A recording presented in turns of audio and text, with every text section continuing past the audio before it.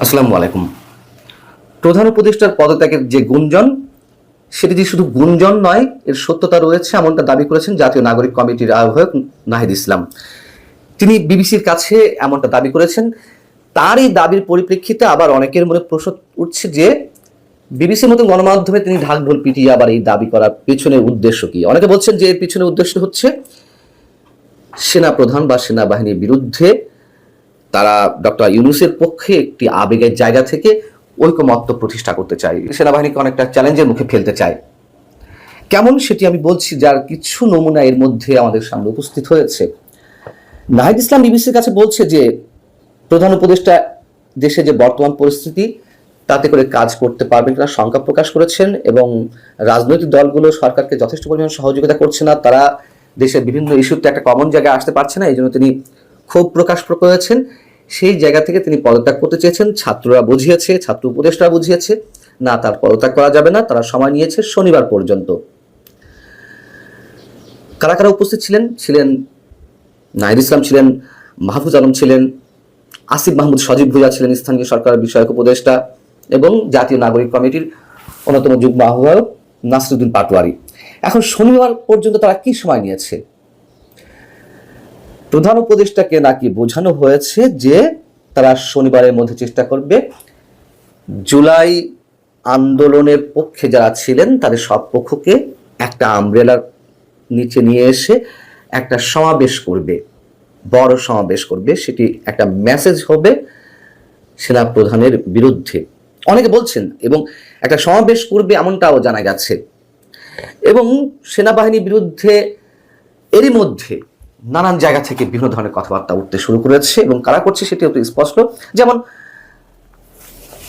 আসিফ মাহমুদ সজীব ভুঁইয়া, তিনি একটি স্ট্যাটাস দিয়েছেন তার ফেসবুকে বৃহস্পতিবার, বলতে গেলে গভীর রাতে। সেখানে তিনি বলছেন যে বাংলাদেশ আওয়ামী লীগ নর্থ ও দিল্লি জোটভুক্ত, আওয়ামী লীগ দিল্লি এই শব্দগুলো আমরা বাদ দিলাম, বলা হচ্ছে নর্থ জোটভুক্ত হয়ে যে কুমির ডেকে আনছেন। এখন নর্থ উত্তর এই সব শব্দের প্রতীকী অর্থ আমরা কি সবাই জানি।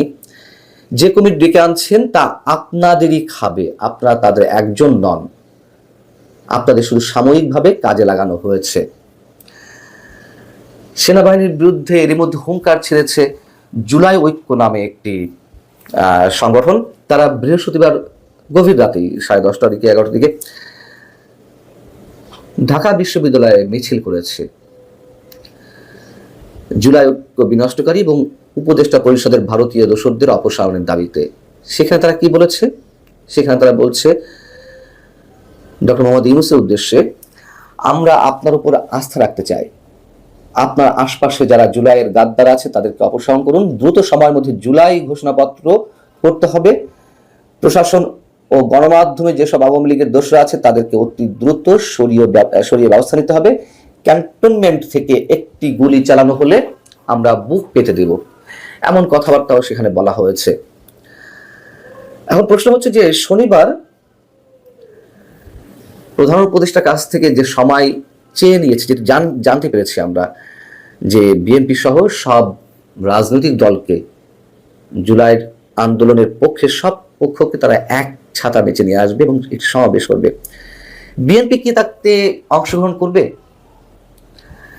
বিএনপি তো এরই মধ্যে একটা অবস্থান নিয়ে নিয়েছে। বৃহস্পতিবার তারাও সংবাদ সম্মেলন করে বলেছে যে তাদের যে আগের প্রস্তাব বা এখন যেসব প্রস্তাব তারা দিয়েছে এগুলোর সাথে বা এগুলো মেনে নিতে কোনো প্রকার গড়িমসি করা হলে তারা তাদের সমর্থন এই সরকারের প্রতি রাখবে কিনা তা তারা বিবেচনা করবে। এখন সবচেয়ে বড় যে প্রশ্নটি, সেটি হচ্ছে যে সেনাপ্রধান বুধবার অফিসার্স অ্যাড্রেসে যে কথাগুলো বলেছেন তার কোনোটি কি আপত্তিযোগ্য? তিনি করিডোর নিয়ে কথা বলেছেন, বন্দর নিয়ে কথা বলেছেন, বিদেশি শক্তির কোনো খেলা এখানে খেলতে দেওয়া হবে না।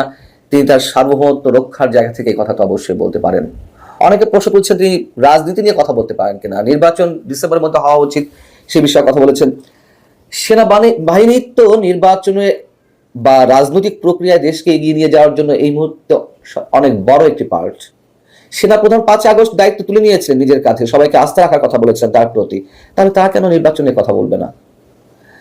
জাতিসংঘের মানবাধিকার বিষয়ক রিপোর্ট নিয়ে তিনি কথা বলেছেন, সেটি নিয়ে আমি আলাদা একটা কন্টেন্টে কথা বলবো। এবং তিনি মব ভায়োলেন্সের বিরুদ্ধে কথা বলেছেন, যে আর কোনো মব ভায়োলেন্স সহ্য করা হবে না। এগুলো বলাকে তার জন্য অপরাধ? কেন এগুলোকে সরকার তার প্রতিপক্ষ হিসেবে, প্রতিপক্ষের জায়গা থেকে কথাগুলো এসেছে এমনটা মনে করছে? এবং এটা মনে করে তো আমাদের মনে হচ্ছে দেশের সার্বিক পরিস্থিতি আরো জটিল করে তোলা হচ্ছে। সেনাবাহিনীকে তো নানানভাবে জনগণের মুখোমুখি দাঁড় করানোর চেষ্টা হয়েছে আমরা দেখছি। এখন এই যে কথাবার্তা, আসিফ মাহমুদ স্ট্যাটাস কিংবা শনিবার পর্যন্ত সবাই নেওয়া প্রধান উপদেষ্টার কাছ থেকে সব রাজনৈতিক দলগুলোকে একসাথে নিয়ে সমাবেশ করবে, যেটা শোনা যাচ্ছে। ইসলামী দলগুলো একটা আলাদা বৈঠক করেছে, ইসলামী শাসনতন্ত্র আন্দোলন, তাদের নেতৃত্বে আরো কয়েকটি দল বৈঠকে অংশগ্রহণ করেছিল বৃহস্পতিবার রাতে। এই যে জুলাই ঐক্য যে হুঙ্কার ছাড়লো, এই সবকিছু আমাদের কাছে কোনো ভালো ইঙ্গিত প্রকাশ করছে না। সেনাপ্রধান কি বলেছেন যে এই সরকারকে এখনই পদত্যাগ করতে হবে?